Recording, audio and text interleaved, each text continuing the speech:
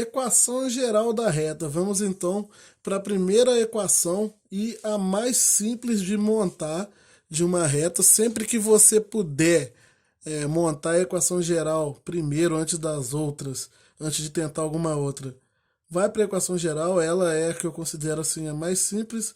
Primeiro, porque ela tem uns três métodos. No caso, ela tem o método tradicional, que já na minha opinião é um método simples.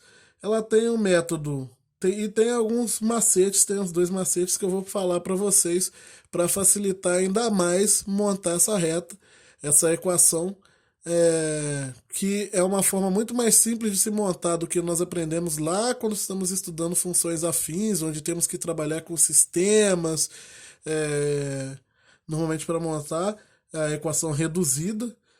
Depois, quando eu estiver falando em equação reduzida, eu vou voltar nesse método lá das funções afins, aí vocês vão ver que esses outros que eu vou estar falando por aqui são bem mais fáceis. E a ideia é aquela mesma. Eu tenho dois pontos. Digamos que eu conheça dois pontos da equação da reta que eu quero saber. Perdão, dois pontos da reta que eu quero saber a equação. Então, para utilizar os métodos e montar a equação geral direto desses métodos que eu vou ensinar aqui para montagem da equação geral, sem ter que montar alguma das outras equações antes, você precisa necessariamente conhecer dois pontos da reta. Eu tenho que conhecer um ponto A e as coordenadas dele e um ponto B e as coordenadas dele. Feito isso, a equação da reta poderá sempre ser calculada através do seguinte método: utilizando determinantes para poder calcular essa equação. Por que isso? Porque é o seguinte, imagina que você tem dois pontos que você conhece a que você conhece da reta e você quer saber qual é a equação dessa reta que passa por ali, e você suponha um terceiro ponto desconhecido em qualquer lugar. Um ponto poderia ser aqui, poderia ser lá em cima, não importa. Se esses pontos pertencem à mesma reta, eles deveriam estar alinhados. Vamos supor esse ponto aqui. Para ele pertencer à mesma reta que A e B, ele tem que estar alinhado com A e B. E imagine que as coordenadas desse ponto é uma coordenada x e y desconhecida. Aqui o xy, a, xb, yb eu estou considerando coordenadas conhecidas. Mas se esses pontos estão alinhados, eles têm que obedecer à condição de alinhamento entre três pontos. E a condição de alinhamento entre três pontos me diz que x, y e 1, x, y, a e 1, x, b, y, b e 1, esse determinante ele tem que ser igual a zero. Porque se ele for diferente de zero, isso aqui seria um triângulo, não seria uma reta. Quando você calcular esse determinante, o que vai sair não vai ser um número exato, não vai ser um número exato. Por quê? Porque você não conhece essas três coordenadas. Se você conhecesse as três coordenadas dos três pontos, o que ia sair seria o número igual a zero, né? Porque esses três pontos estão alinhados e seria diferente de zero se fosse um triângulo. Mas como eles estão alinhados, pertencem à mesma reta, vai dar aqui igual a zero. Mas como você não conhece esses pontos e você está usando esse fato de propósito, o que vai sair daqui vai ser uma equação que nós vamos chamar de equação geral da reta, que terá a seguinte forma. Ela terá a forma de ax0, perdão, ax mais by mais c igual a zero. Essa aqui que será a forma da equação que vai aparecer depois que eu resolver esse determinante. Com exemplos numéricos, acho que vai ficar mais fácil. Observe o seguinte. Imagina que eu quero encontrar a equação da reta que passa pelos pontos A, 1, 2 e B, 3, 4.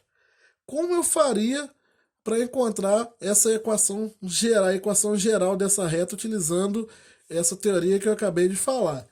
Olha só, eu quero saber se ela passa por esses pontos conhecidos. Eu utilizo um ponto desconhecido genérico e monto o seguinte determinante. Eu monto esse determinante.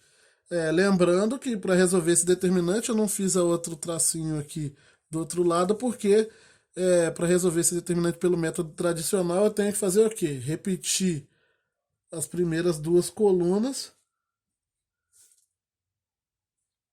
e depois usar aquela regrinha chamada de regra de Sarri, onde eu vou multiplicar diagonais principais e subtrair da multiplicação das diagonais secundárias. Então vai ser x vezes 2 vezes 1, 2x,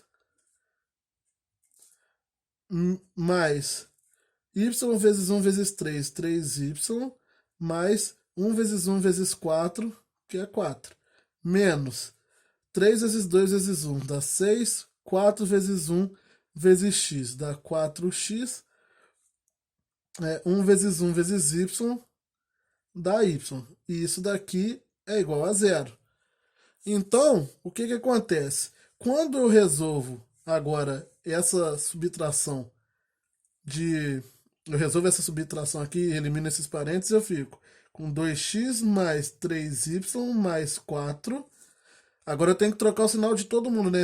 Esse menos fora do parênteses. Menos 6, menos 4x, menos y igual a zero. E, feito isso, agora eu posso somar e subtrair os semelhantes. 2x menos 4x dá menos 2x. 3y menos y dá mais 2y. E 4 menos 6 dá menos 2. Isso aqui igual a zero. Aqui o formato da equação que eu falei. Essa forma de equação aqui é chamada de equação geral da reta. Ax mais by mais c igual a zero. Ou seja, ela tem um termo, um coeficiente acompanhando x, que pode ser negativo, igual deu aqui, um coeficiente b acompanhando y, que pode ser positivo ou negativo, e um coeficiente livre c, que no caso aqui é o menos 2. No caso, o a seria menos 2, o b seria 2 e o c seria menos 2 também para essa equação dessa reta daqui. Se eu fosse montar agora a equação dessa outra reta, que passa pelos pontos 2, 1 e 2, menos 1, ela ficaria da seguinte forma. Primeiramente, eu montaria o determinante, botei aqui x e y, completei com uns, os pontos 2, 1, 2, menos 1, e daqui para frente eu repeti as duas primeiras colunas para calcular o determinante. Isso aí, esse determinante ele tem que ser igual a zero porque esses três pontos estão alinhados. Mas quando eu multiplico agora, o resultado que sai para mim esse é o resultado que aparece quando eu multiplico diagonal principal menos a multiplicação das diagonais secundárias. Elimino parênteses, x mais 2y menos 2, menos 2 mais y, mais x, perdão, menos 2y, igual a zero. Logo, quando eu junto aqui tudo, x mais x dá 2x, 2y menos 2y dá zero, menos 2 dá menos 4, isso aqui igual a zero. Trazendo agora aqui só para o canto aqui, para eliminar esse zero, ficaria 2x menos 4 igual a zero. Tá errado? Não tá, essa é uma reta também, só que ela vai ter o b aqui, ó, igual a zero. Ela tem só o termo ax mais c igual a zero, ela não tem esse termo y.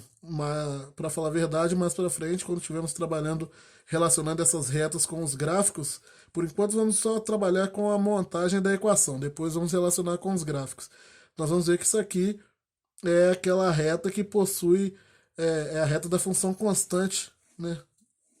No caso, é aquela reta que possui um valor de x fixo e o y apenas variando, quando retas desse tipo aqui.